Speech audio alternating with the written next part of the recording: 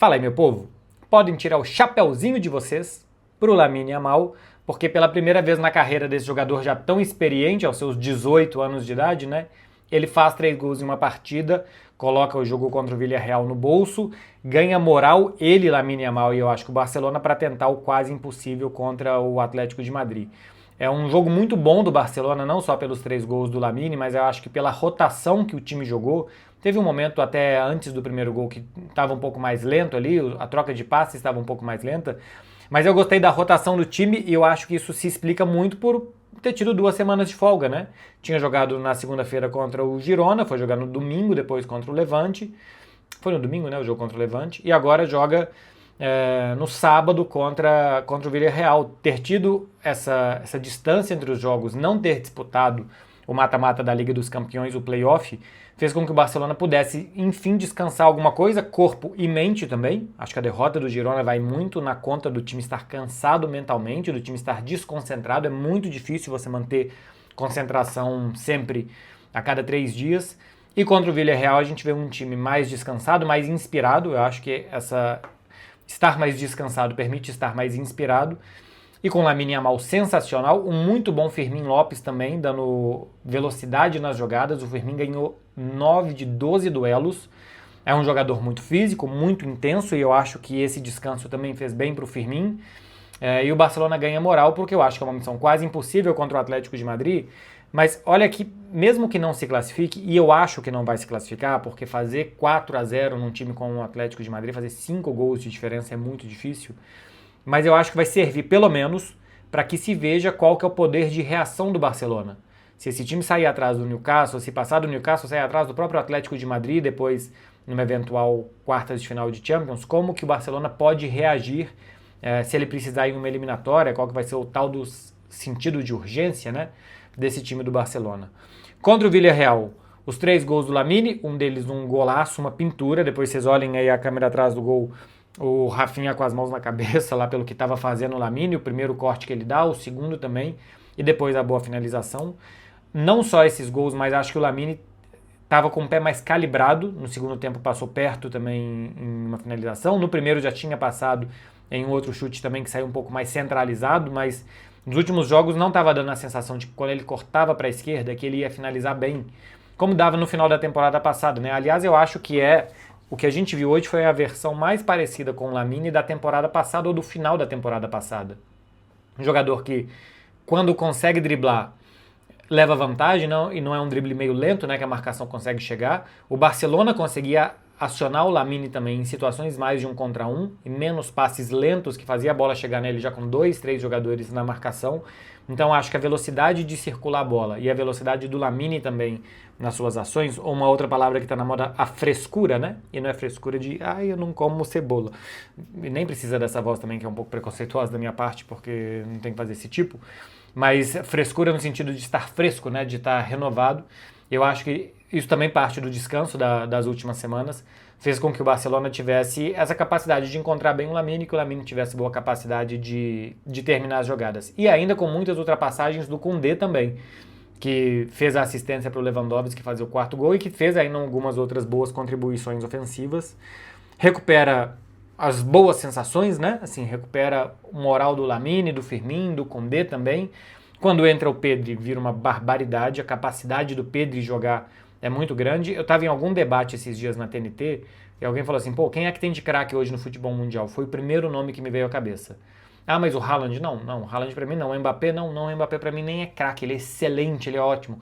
Craque é esse tipo de jogador, Harry Kane, Pedri. O Pedri é o primeiro craque que me vem à cabeça do futebol de hoje em dia, porque a plasticidade, como é bonito como o Pedri faz coisas que parecem simples, assim, um passe que a bola vai rente à grama, como é o passe pro Lamine, depois o passe pro Koundé, capacidade de, num espaço muito curto, enganar os seus marcadores e fazer com que os caras nem pareçam que são bons jogadores do outro lado, porque com muito pouco ele consegue limpar as jogadas.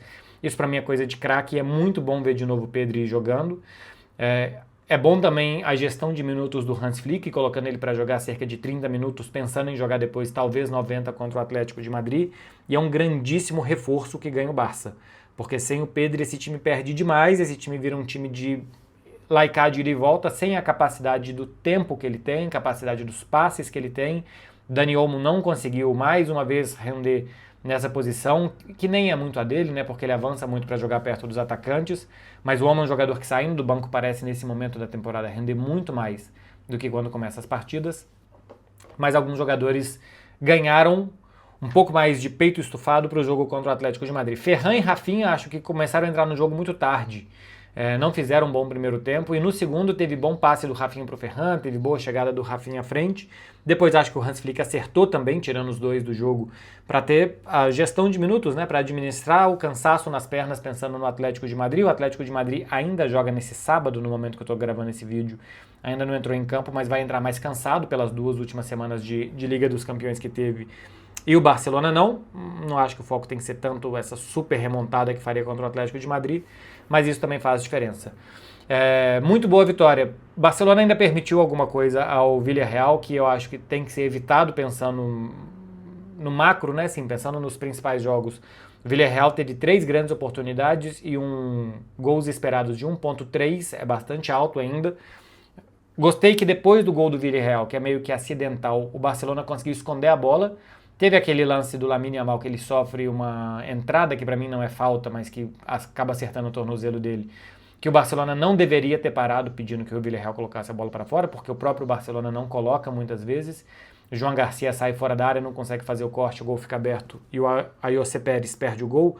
Foi a única que o Villarreal teve de depois do 2-1 assustar o Barcelona. Então esconder a bola e depois entrar o Pedri para ter um pouco mais de calma, para achar o terceiro gol, também acho que foi de boa maturidade do Barcelona e depois dormir o jogo, acalmar um pouco mais as coisas. Foi um muito bom jogo, tá? Pegou o Villarreal, que é bom adversário, que é um time de G4 do Campeonato Espanhol, conseguiu vencer com muita autoridade. O Villarreal não é um time de grandes jogos, é um time mais de se impor contra a classe média do Campeonato Espanhol.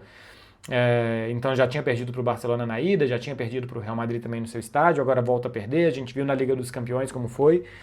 É um time que eu acho que vai ser capaz de se classificar para mais uma Champions, mas que precisa de uma marcha a mais, que não consegue passar para jogar esse tipo de competição e para jogar esse tipo de jogo. Então o Barcelona se impôs contra um grande adversário que tem dificuldades quando jogam contra adversários superiores como é o Barcelona.